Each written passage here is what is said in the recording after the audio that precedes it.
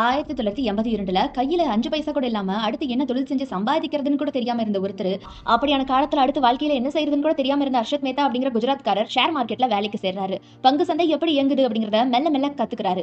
ஆரம்பத்துல ஒரு முதலாளிக்கு கீழ ஜாபராக இருந்தவர் சிறிது காலத்துல தனி நிறுவனம் தொடங்குறாரு.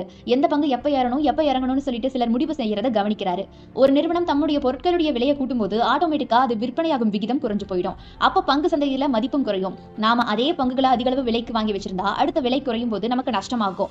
ஆக அந்த நிறுவனம் தம்முடைய பொருட்களுடைய விலையை எப்ப கூட்ட போகுது அப்படிங்கறத முன்கூட்டியே தெரிஞ்சு வச்சிருந்தா அப்படி பொருட்களுடைய விலையை ஏற்றுவதற்கு முந்தைய நாளிலேயே நம்ம வசம் இருக்கக்கூடிய பங்குகளை அதிக விலைக்கு வித்துட்டா அதை வாங்க போறவங்களுக்கு நஷ்டம், ஆனா வித்தவங்களுக்கு லாபம். எல்லாமே சரி, ஆனா விலை கூட்டுவதை எப்படி முன்கூட்டியே தெரிஞ்சுக்கிறது?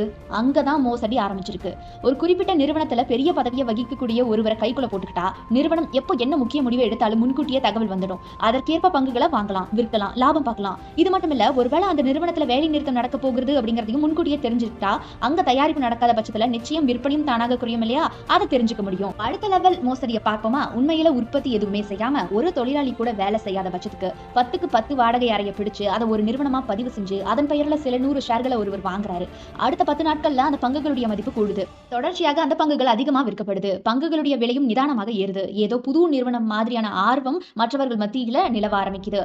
அந்த பங்குகளை வாங்க தொடங்க ஆரம்பிக்கிறாங்க. திடீர்னு அந்த பங்குகளுடைய விலை ராக்கெட் வேகத்துல அதிகரிக்குது. எல்லாருமே அந்த பங்குகளை பத்தி பேச ஆரம்பிக்கிறாங்க.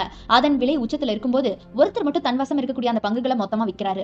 இப்ப எல்லாரும் என்ன நினைக்கிறாங்கன்னா, எவன்டாம இந்த நேரத்துல இந்த பங்குகள் எல்லாத்தையும் விற்கிறான், லூசு பையன் அப்படின்னு நினைக்கிறாங்க.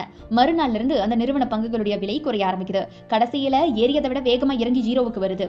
அப்புறம் தான் தெரிய வருது அது ஒரு மோசடி வேலை அப்படின்னு. அப்படி ஒரு நிறுவனமே கிடையாது அப்படின்னு தெரிய வந்ததுக்கு அப்புறம் எல்லாத்துக்கும் பேரதிர்ச்சி.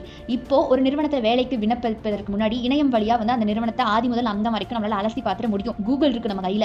ஆனா அன்றைய காலகட்டத்தில் ஒரு நிறுவனம் நிஜமானதா டம்மியானதா எந்த மாதிரி இருக்கும் அந்த நிறுவனம்னு கண்டுபிடிக்கக்கூடிய அந்த வசதி இல்ல. அப்படி கண்டுபிடிக்கிறதுக்கு முன்னாடியே அந்த போலி நிறுவனம் வந்த தடமும் தெரியாம போன தடமும் தெரியாம மறைஞ்சு போயிடும். அதோட அப்போது இருந்த விதிமுறைகளும் கூட நிறைய ஊழல்களுக்கு சாதகமாகவே இருந்துச்சு.